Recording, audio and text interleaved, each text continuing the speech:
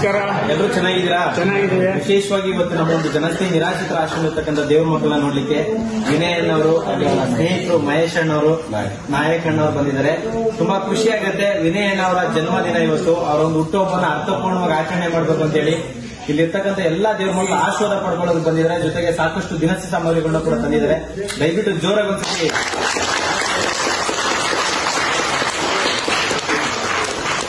ಇವತ್ತಿನ ಒಂದು ಪ್ರಸಾದದ ವ್ಯವಸ್ಥೆ ಕೂಡ ಇವರಿಂದಾನೇ ಆಗಿದೆ. ಇವತ್ತು ಒಳ್ಳೇದಾಗ್ಲಿ, ಭಗವಂತ ಆಯುಷು, ಆರೋಗ್ಯ, ಕೀರ್ತಿ, ಸಂಪತ್ತು ಎಲ್ಲವನ್ನ ಕಳಿಸ್ಲಿ.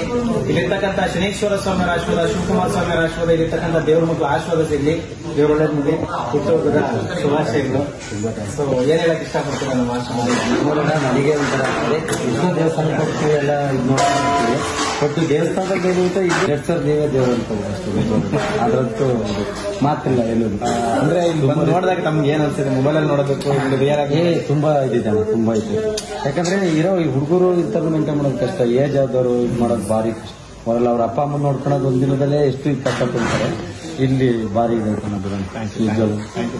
ಭಾರಿ ಇದನ್ನ ಒಳ್ಳೆ ಕೆಲಸ ಮಾಡ್ತಾರೆ. 100 ವರ್ಷದ ಇನ್ನೊಂದೇ 100 ಜನ ಹುಟ್ಲಿ ಭೂಮಿ ಮೇಲೆ ಅಷ್ಟೇ. ಯಾಕಂದ್ರೆ ಅನಾಥರು ಅನ್ನೋದು ಮನುಷ್ಯ ಆಗ್ಲಿಲ್ಲ ಅಂದ್ರೆ ಇನ್ನೇನು, ಪ್ರಾಣಿಗಳಾಗ್ಲಿ ಏನಾಗ್ಲಿ ಇದೊಂಥರ ಅದೊಂಥರ ನೋಡ್ಕೊಂತಾರೆ. ಮನುಷ್ಯ ಆಗಲ್ಲ ಈ ಕಾಲದಲ್ಲಿ. ಸ್ವಂತ ಅಪ್ಪ ಅಮ್ಮಗೆ ಬೇರೆ ಬೇಡ, ಸ್ವಂತ ಅಪ್ಪ ಅಮ್ಮ ಅವ್ರ ಕೈಯಲ್ಲಿ ಏನಾಗುತ್ತೆ ಕೆಲಸ ಮಾಡಿಸ್ಕೋತಾರೆ. ಆಮೇಲೆ ಅವ್ರ ಏಜ್ ಆದ್ಮೇಲೆ ಇಲ್ಲ ಅಂತ ಆ ತರ ಆಗ್ಬೇಕು. ಅದ್ರಲ್ಲಿ ಏನು ಸಂಬಂಧ ಇಲ್ಲ ನಿಮಗೆ. ಅಂತವ್ರು ನೋಡ್ಕೊತಾರೆ ಅಂದ್ರೆ 100,1000 ಕೊಟ್ಟೋದು ಇದು. ಆ ದೇವರ ಆಶೀರ್ವಾದ ಎಲ್ರಿಗೂ ಥ್ಯಾಂಕ್ ಯು. ಎಲ್ಲ ಆಶೀರ್ವಾದ ನಿಮ್ಗೆ ಚೆನ್ನಾಗಿಲ್ಲ.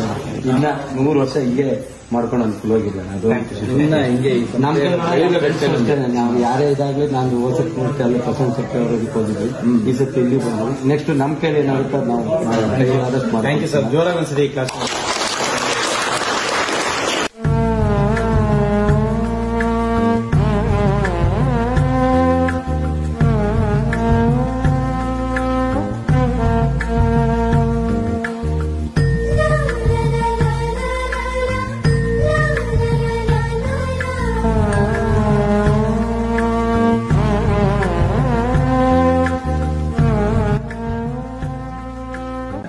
ವಯಸ್ಕರ ನಿಂತ್ಕೊಂಡು ಮೇಂಟೈನ್ ಮಾಡೋದು ಭಾರಿ ಕಷ್ಟ.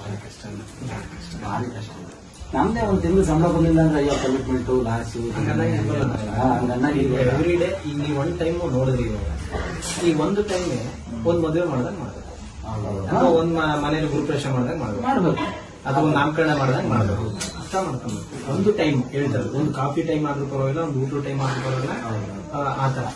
ಇನ್ನು ಊಟ, ಮೆಡಿಸಿನ್, ಅವ್ರ ಕಷ್ಟ ಸುಖ, ಬಟ್ಟೆ, ಸ್ನಾನ, ಏರ್ ಕಟ್ಟು, ಅದನ್ನ ನಾನು ಹೇಳೋದು ನಿಮ್ಗೆ ಗೌರ್ಮೆಂಟ್ ಫಂಡು ಬರಲ್ಲ ಅಂತ ನಾವು ವಿಡಿಯೋಗಳು ನೋಡ್ತೀವಿ. ಗೌರ್ಮೆಂಟ್ ಫಂಡ್ ಬರಲ್ಲ, ಬರೀ ಅವರು ಅದಕ್ಕೆ ಮಾತಾಡ್ತಾರೆ.